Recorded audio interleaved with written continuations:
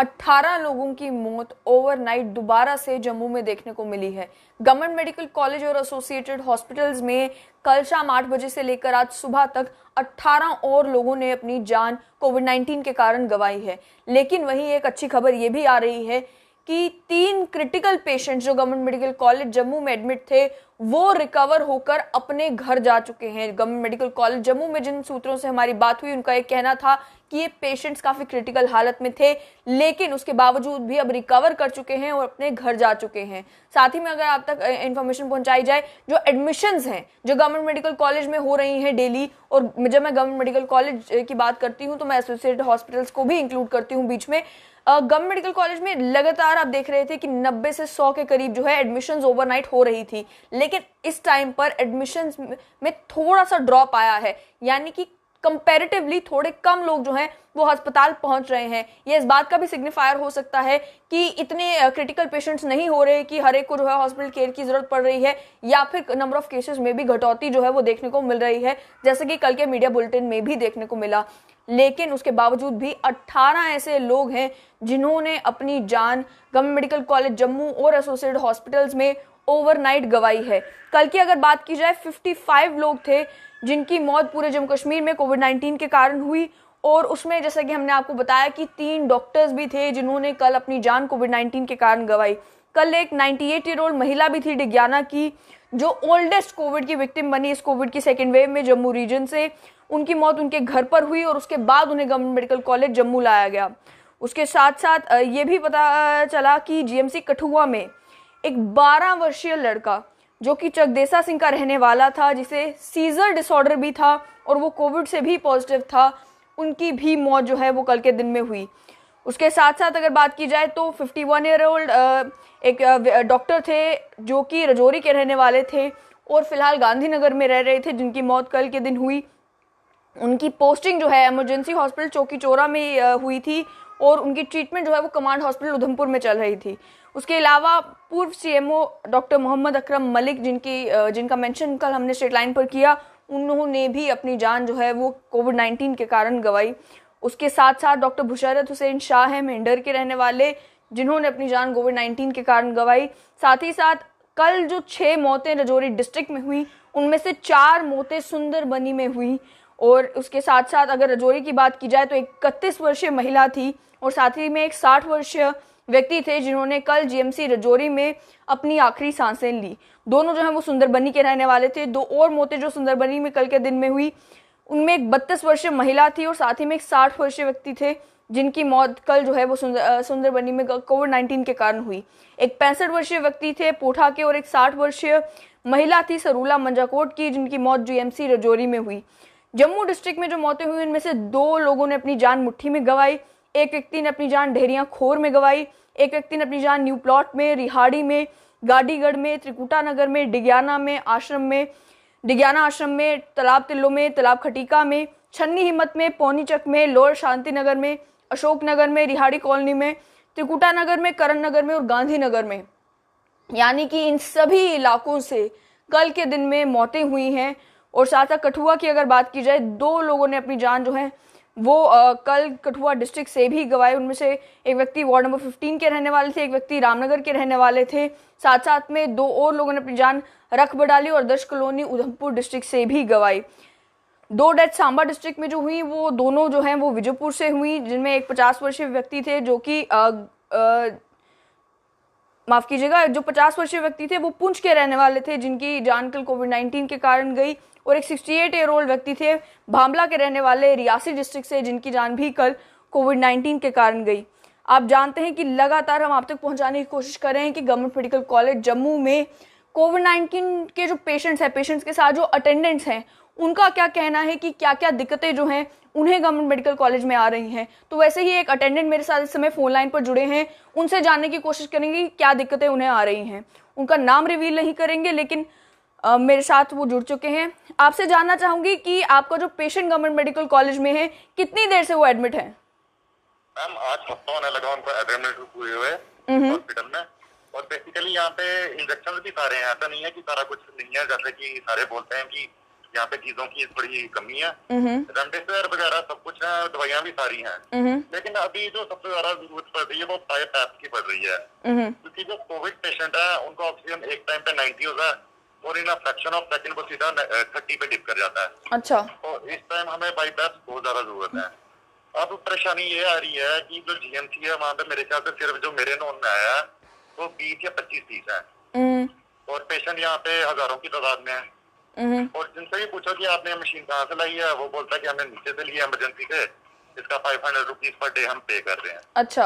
अब कोई उनसे ये पूछे ये गवर्नमेंट हॉस्पिटल है वो 500 रुपीज पर डे किस चीज का पे कर रहे हैं, और अगर हम वो प्राइवेट कहीं पे लेने जाए तो उसकी पीछे से बहुत ज्यादा शॉर्टेज चल रही है, और जिसके पास है वो कह रहा है कि 50,000 की मशीन है तो आप 1,20,000 रुपया दो तो हम दे देते हैं। आप मुझे बताएं कि जो जब आपके पेशेंट एडमिट हैं, डॉक्टर्स ने रिकमेंड किया है कि उन्हें बाईपैप की जरूरत है?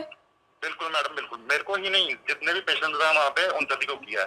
मैं आपको बता रहा हूँ ना कि एक टाइम पे कोविड पेशेंट का क्या होता है, 90 के आसपास सैचुरेशन होती है और देखते ही देखते वो 30 पे पहुंच जाती है 1 सेकंड के अंदर ही, और उस टाइम पे बाईपैप बहुत ज्यादा जरूरत है, क्योंकि बाईपैप में क्या होता है कि उसमें ना फ्लो जो होता है ना ऑक्सीजन का वो काफी तेज होता है, उसकी वजह से वो बहुत ज्यादा फ्लो देता है और ऑक्सीजन सैचुरेशन मेंटेन हो जाती है।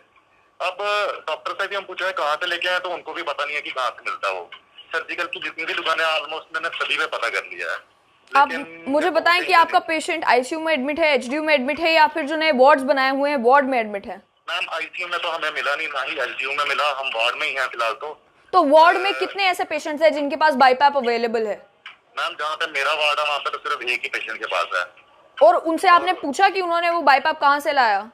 हाँ, उन्होंने मुझे बताया कि इमरजेंसी में किसी से लिया, 500 रुपीज पर डे वो दे रहे हैं उसको, और ऐसा है कि जो बाईपैप एक बार किसी को मिल जाए ना तो ये पक्का है कि उसको 25 या 30 दिन वो लेना ही लेना है, 30 दिन से पहले वो लौटाएगा नहीं। तो इस केस में ये हो जाता है कि हम किसी से मांग भी नहीं सकते कि आप थोड़ी देर के लिए हमें दे दो, क्योंकि पेशेंट किसी भी टाइम डिप कर सकती है उसकी ऑक्सीजन, और कभी भी मतलब हो सकता है उसके साथ कुछ भी। क्या आपने वार्ड में जो डॉक्टर हैं उनसे जानने की कोशिश की कि अगर पेशेंट को बाईपैप की जरूरत है तो कहाँ से हमें अवेलेबल हो जाएगा? मैम वो सीधा बोलते हैं कि हमें नहीं पता, आपने किसी पेशेंट के पास देखा उनसे पूछ लो वो कहाँ से लाए हैं। तो जिससे हम पूछते हैं वो यही बोलता है कि हम 500 रुपया पर डे ले रहे हैं और नीचे से लेके आए हैं। तो आपने इमरजेंसी में पता करने की कोशिश की कि आपको भी बाईपैप मशीन मिल जाए? हाँ मैम, मेरे एक फ्रेंड यहीं पे लगे हुए हैं, मैंने उनसे पता करने की कोशिश की है। उन्होंने मुझे यही बोला कि अभी जितने भी बाईपैप हमारे पास अवेलेबल हैं वो सारे लगे हुए हैं। अब किसी पेशेंट का जबरदस्ती तो उतार के वो मुझे दे नहीं सकते, है ना, क्योंकि वो भी पेशेंट है। तो यही अब परेशानी आ रही है कि बाईपैप हमें is the need of hour इस टाइम पे, और मैं आपके माध्यम से गवर्नमेंट के कानों में डालना चाहता हूँ कि जिस तरह से उन्होंने ऑक्सीमीटर रेमडेसिविर यहाँ पे अवेलेबल कराया, वैसे ही 1-2 दिन के अंदर बाईपैप की मुहैया कराएं, जिससे कि वो भी पेशेंट्स की जान बच पाए। आप मुझे बताएं कि आपके पेशेंट की ऑक्सीजन सैचुरेशन इस समय कितनी है? क्या वो ऑक्सीजन सप्लाई के ऊपर है? मैम कल तो 36 पे भी पहुंच गई थी, we were very worried at that time. तो इन्होंने तभी हमें रिकमेंड किया कि आप बाईपैप लेके आओ।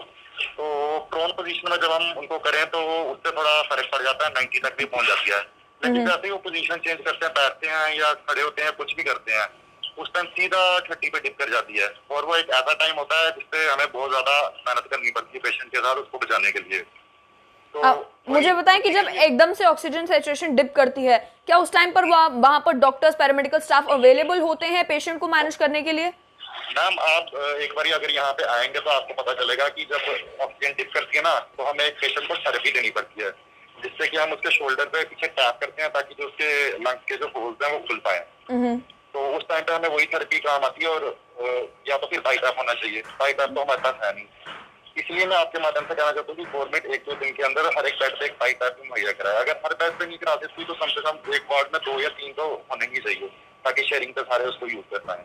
आप मुझे बताएं कि जिस वार्ड में आप हैं और कितने ऐसे पेशेंट्स हैं जिनको बाईपैप की जरूरत है लेकिन उनकी फैमिलीज भी मैनेज नहीं कर पा रही?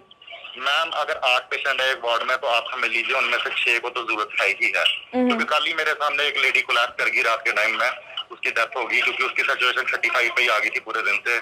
वो कल परसों तक बिल्कुल ठीक थी, कॉन्शियस थी, खा पी रही थी, उनको भी बाईपैप का बोला तो बाईपैप अरेंज नहीं कर पाया वो, तो उस वजह से उसकी डेथ हो गई। आप मुझे बताएं कि मार्केट से आपने जब पता करने की कोशिश की कि क्या बाईपैप अवेलेबल है, तो कोई ऐसी जगह आपको मिली जहां पर आप रेंट पे जो है बाईपैप ले सके? मैम मैंने एक्चुअली 1-2 जगह पे पता भी किया, बहुत कोशिश किया, हर एक सर्जिकल पे गया हूँ, वो सारे बोल रहे हैं पीछे से ही शॉर्ट में, अगर दिल्ली से कोई भेज भी रहा है तो वो 2-2, 3-3 पीस करके भेज रहा है, वो भी एडवांस मनी सेंड करो। हालांकि वो 50,000 की चीज है, उसके लिए वो सेम चीज के लिए 1.5 लाख रुपया, 1,20,000 रुपया मांग रहे हैं। तो कहते हैं हम वो मंगवा ही नहीं रहे हैं, हमें बहुत महंगी पड़ रही है। और जो वो लेके जाता है किराया पे वो वापस नहीं देता, क्योंकि आपको मैंने बताया कि उस पेशेंट की सैचुरेशन मेंटेन ही नहीं हो पाती, तो उसके लिए वो बहुत ज्यादा जरूरत है।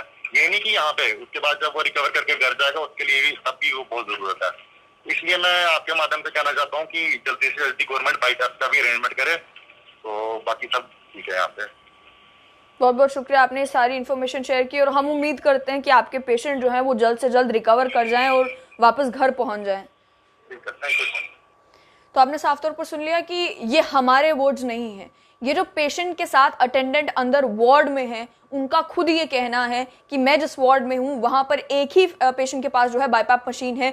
डॉक्टर ने ये कहा है कि बाईपैप की जरूरत है इस पेशेंट को, लेकिन बाईपैप्स जो है वो अवेलेबल नहीं है। ऑक्सीजन सप्लाई को लेकर इन्होंने कोई बात नहीं की, इन्होंने जो मेडिसिन है उनकी शॉर्टेज को लेकर कोई बात नहीं की, इन्होंने डॉक्टर्स, नर्सेस, स्टाफ को लेकर कोई बात नहीं की। बात केवल ये की कि पेशेंट की ऑक्सीजन सैचुरेशन जब डिप करती है उसे बाईपैप मशीन की जरूरत पड़ती है, लेकिन वो बाईपैप मशीन अवेलेबल नहीं हो पा रही। साथ ही में इन्होंने बताया कि हमने कोशिश ये की क्योंकि पेशेंट की जान बचानी है, मार्केट से अगर बाईपैप मशीन मिल जाए हम खुद ये मशीन जो है वो खरीद लें या रेंट पर ले लें, ताकि हम अपने पेशेंट को ये मशीन अवेलेबल करवा पाएं। लेकिन अभी तक वो भी मुमकिन नहीं हो पाया है, क्योंकि मार्केट से भी ये मशीन जो है वो नहीं मिल रही। अगर ये बातें अटेंडेंट्स कह रहे हैं तो हॉस्पिटल का प्रशासन जो है वो इसका संज्ञान क्यों नहीं ले रहा? अगर बाईपैप मशीन्स की शॉर्टेज है गवर्नमेंट मेडिकल कॉलेज में और पेशेंट्स जो सीरियस पेशेंट्स हैं वो ज्यादा हैं गवर्नमेंट मेडिकल कॉलेज में, तो क्यों एडिशनल बाईपैप मशीन्स जो हैं वो प्रोक्योर नहीं की जा रही? क्यों एडिशनल बाईपैप मशीन जो है? इस टाइम पर तो सिचुएशन ये है कि कोविड-19 की सिचुएशन जिस तरीके से वर्स होती जा रही है और बीच में ये हालात बेहतर होते हैं, बीच में दोबारा से जो है मौतें होना शुरू हो जाती हैं, तो इस टाइम पर तो आपके पास बैकअप मशीन्स तक अवेलेबल होनी चाहिए। वही रिक्वायरमेंट भी फुलफिल नहीं हो पा रही, ये अटेंडेंट्स अंदर वार्ड से बता रहे हैं।